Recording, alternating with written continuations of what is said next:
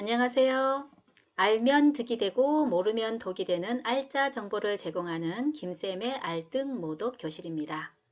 지난 시간에는 여러분이 매일 사용하고 있는 샴푸는 안전한지 성분을 점검하는 시간을 가졌었죠. 오늘은 여러분들이 특히 여성분들이 매일 아침 저녁으로 정성껏 사용하는 화장품은 안전한지 성분을 점검하는 시간을 가져보도록 하겠습니다. 여성분들은 특별히 피부에 각별히 신경을 쓰잖아요. 그래서 아름다운 피부결을 유지하기 위해서 고가의 화장품도 아끼지 않고 투자하는 경향이 있죠.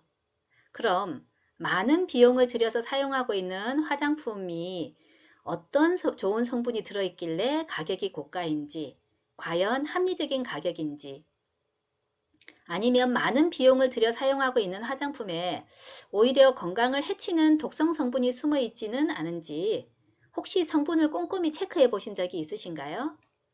화장품은 특히 매일 규칙적으로 아침 저녁으로 사용하기 때문에 좋은 성분이 들어 있으면 다행인데 경피독에 노출되어 있으면 굉장히 좀 상태가 심각해지잖아요. 그래서 오늘은 우리가 먹는 음식보다도 피부에 바르는 화장품의 성분이 더 중요한 이유를 알아보는 시간을 갖도록 하겠습니다. 피부에 들어오는 독성 물질의 가장 흔한 것이 화장품이라고 하죠. 왜냐하면 화장품은 아침 저녁으로 매일매일 사용하니까.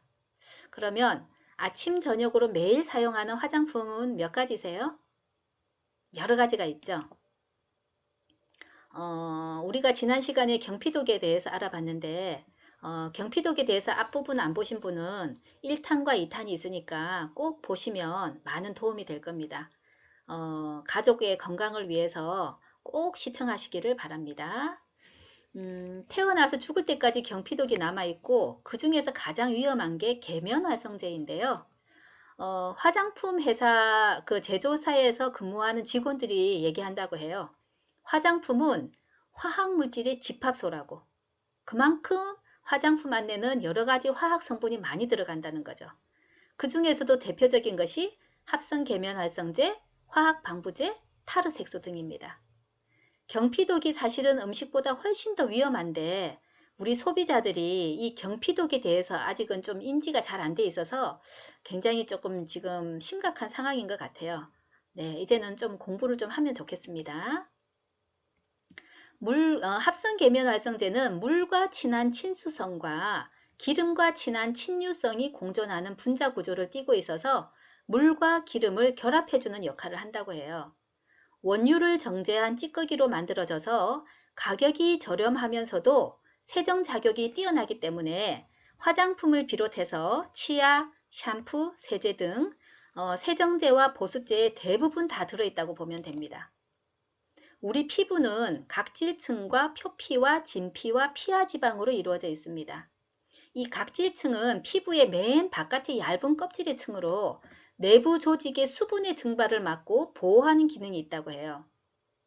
근데 이 각질층이 그냥 아주 약하게 아주 얇게 있는 게 아니라 무려 15겹에서 20겹 정도의 각질 세포들이 서로 단단하게 결합되어 있어서 이 물이 증발하지 않도록 우리 피부의 수분을 유지하고 또 물리적인 자극이나 유해 성분으로부터 보호하는 역할을 한다고 해요. 이렇게 단단하게 잘 각질층이 만들어져 있지만 합성 계면 활성제의 강력한 세정력과 침투력이 우리의 이 피부 장벽을 파괴하여서 우리의 피부가 이제 수분이 많이 증발돼서 건조해지고 또 피부 노화를 촉진한다고 합니다. 합성 계면 활성제는 분자량이 매우 작기 때문에 모공을 통해서 쉽게 침투가 돼서 흡수가 되면 바로 혈관 속으로 들어가 장기에 축적되고 세월이 흘러서 암으로 진행되는 그런 위험성이 매우 높다고 합니다. 또한 동물 실험에서 암을 만들 때도 이 합성 계면 활성제가 사용된다고 할 정도라고 합니다. 그리고 단백질을 녹이는 작용도 있어서 우리 몸의 세포의 설계도 역할을 하는 DNA를 녹여서 변형을 시키기도 하고요. 백내장의 원인으로도 알려져 있습니다. 또한 두뇌 모낭을 부식시켜서 탈모를 유발하고 특히 어린이 눈에 상해를 입힐 수 있으니까 주의하라고 하는데요. 여기서 잠시 우리가 짚고 넘어가자면 우리가 과거의 부모님 세대라든지 그 위의 세대에서는 암이라는 병이 흔하지가 않았죠. 지금은 암이 3명 중에 1명이 암에 걸린다고 하거든요. 그리고 백내장도 과거에 그렇게 백내장이 이렇게 흔하지 않았어요. 또 우리가 탈모만 보더라도 과거에는 우리 부모님들 연세 드시고 나서 이렇게 아버님들이 이렇게 막 머리가 벗겨져서 고민하고 했지, 요즘은 젊은 남성분들도 탈모 때문에 굉장히 고민하고 여성분들도 탈모 고민이 많잖아요. 그리고 어린아이들이 과거에 안경을 이렇게 많이 안 꼈는데 요즘은 젊은 사람도 그렇지만 어린아이들이 눈이 많이 나빠져 가지고 안경 끼는 애들이 굉장히 많죠. 이 모든 것들이 합성 계면 활성제와 연관이 있지 않을까요? 가장 무서운 것은 이러한 합성 계면 활성제가 들어있는 제품의 폐해가 바로 즉각적으로 나타나는 게 아니라는 거죠. 바로 즉각적으로 나타나면은 우리 소비자들이 이걸 쓰면 안 되겠구나 하고 인지를 할 텐데, 서서히 세월이 흐르면서 계속 우리 몸에 축적되어서 만성화되어서 점점 쌓이다가 나중에 이게 독성으로 질병으로 나타난다는 사실이죠. 그러다 보니까 요즘 굉장히 연세 드신 분들, 특히 저희 시어머님도 얼마 전에 췌장암으로 얼마 전에 소천하셨는데요. 저희 시어머님도 옛날 분이라서 몸에 굉장히 좋은 것만 많이 드시죠. 네, 음식을 드실 때도 가공식품 이런 거 전혀 안 드시고 천연으로 만든 그런 음식들만 드셨는데 왜 이런 무서운 암이 걸렸는가 저도 한번 생각을 해보니까 86세에 돌아가셨거든요. 그러면은 그 86세 될 때까지 매일매일 이런 화학 성분이 든 제품들, 환경 호르몬이 몸에 계속 쌓였잖아요. 경피독이.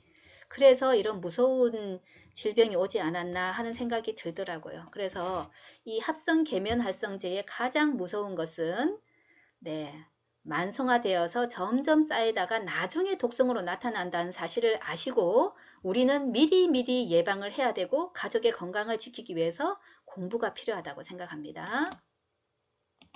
합성 계면 활성제에는 대표적인 게 3가지가 있는데요. 소듐 라우릴 설페이트, 소듐 라울레스 설페이트, 그리고 PEG, 약자로 SLS, SLES 많이 사용하니까 꼭 기억하시고 기록해 놓으시고 집에 있는 화장품, 그리고 샴푸, 그리고 주방세제, 세탁세제에 확인해 보시고요.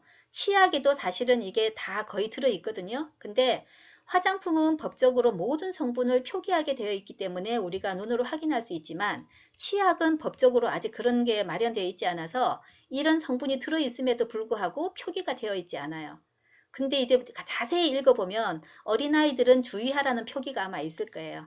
그 주의하라는 표기는 결국은 이런 성분이 들어있기 때문에 그런 겁니다. SLS는 피부 자극 테스트의 기준이 될 정도이며 아주 강한데, 이게 강하다 보니까 후계자로 SLES, ALS가 나왔는데 다 비슷해요.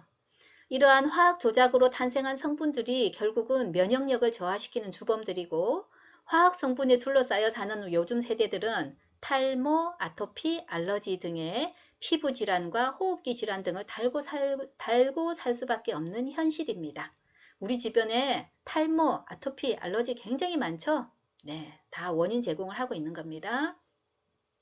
그리고 PEG는 피부 점막을 자극해서 피부 트러블이나 두드러기 등을 유발할 수 있다는 임상시험 결과가 있습니다.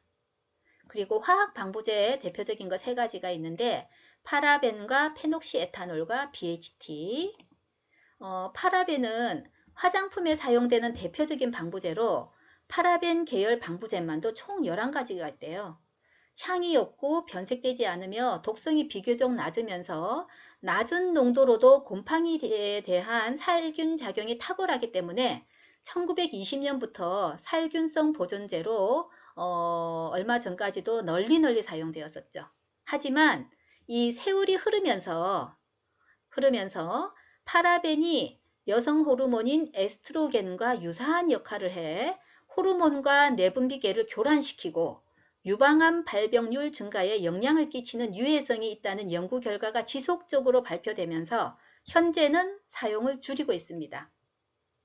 외과 의사들이 유방암 환자들의 그 암을 절제해서 그 암 조직을 관찰한 결과 거의 90% 이상에서 파라벤이 검출되었다는 그런 결과들이 보도되었었죠. 그래서 요즘은 파라벤은 잘 사용하지 않습니다.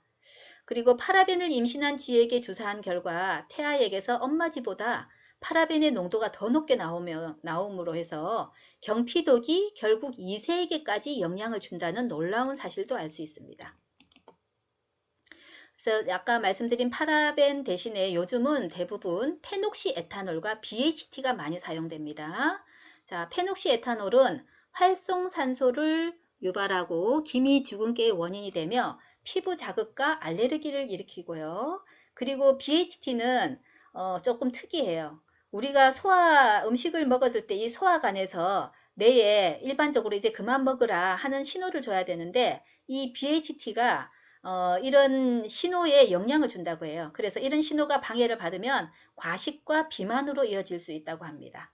그래서 이 BHT 화학 방부제가 계속 쌓이면 과식과 비만으로 이어질 수 있다는 거 기억하시고요. 그리고 일부 동물 연구에서는 이 BHT가 발암물질로 알려진 환경호르몬이라고 하고요. 또 이 BHT는 피해야 할 식품 첨가물 목록에 포함되어 있어서 식품에는 이제는 첨가하는 일은 줄어들었는데 화장품에는 여전히 많이 사용되고 있습니다. BHT 성분 꼭 기억하세요. 화장품 성분이 진피층까지 도달하면 모세혈관을 타고 온몸을 돌아다니게 되잖아요. 독성 물질이 모세혈관을 타고 온몸을 다닌다고 생각하면 굉장히 위험하죠. 그래서 화장품 선택이 아주 중요합니다. 요즘은 젊은 여성들이 이제는 똑똑해져서 화장품을 사기 전에 이 화해 어플을 통해서 화장품의 성분을 다 검토를 해보고 산다고 해요. 이 화해 어플의 뜻은 화장품의 성분을 해석하다라는 뜻인데, 네, 아는 분들은 이제 많이 알고 있는데, 아직도 연세 드신 분들은 이 화해 어플에 대해서 잘 모르기 때문에 알려드립니다.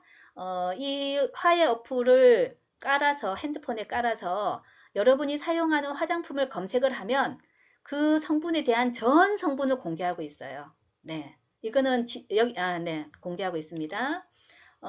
예를 들어서 여기 화장품을 보면 20가지 주의 성분이라고 있잖아요. 네, 이 20가지 주의 성분이 있으면은 안 좋겠죠. 화학 성분이니까. 네. 그래서 여기는 4개가 들어있고 여기도 몇 개가 들어있네요. 4개가 들어있고 알레르기 유발 성분도 들어있고 자 요런 여기 들어가 보면 대부분이 우리가 앞에서 살펴본 그런 합성 계면 활성제라든지 화학 방부제들이 다 들어있습니다. 우리가 하루의 마지막에 이제 세안을 하게 되죠. 그 세안을 하게 되면은 그 화학 성분이 하수구로 들어가게 되고 또 그 하수구가 강물로 유입되어서 물고기의 몸속으로 들어가게 되고 그 물에 있는 유해 성분을 우리 사람에게도 들어오고 물고기 몸속에도 들어가서 결국은 또 식탁으로 오죠. 우리의 소비는 결국은 또 식탁이라는 결과물에 도달하게 됩니다. 자, 이것은 인간만의 문제가 아니라 우리가 함께 살아가는 지구 전체의 생명과도 직결된 심각한 문제입니다. 우리의 소비가 우리의 가족과 누군가에게 고통과 피해를 안겨준다면 과연 그 소비는 얼마만큼 양심적이며 지혜로운 소비라고 할 수 있을까요? 자, 우리 소비자가 이제는 똑똑하게 깨어나서 성분을 따져보고 네, 그게 정말 우리 몸에 경피독을 남길 수 있는 것인지 아니면 천연 성분인지 잘 분별해서 사용하는 습관을 길러야 되겠습니다. 다음 시간에도 건강에 많이 유익한 내용들로 찾아뵙도록 하겠습니다. 감사합니다.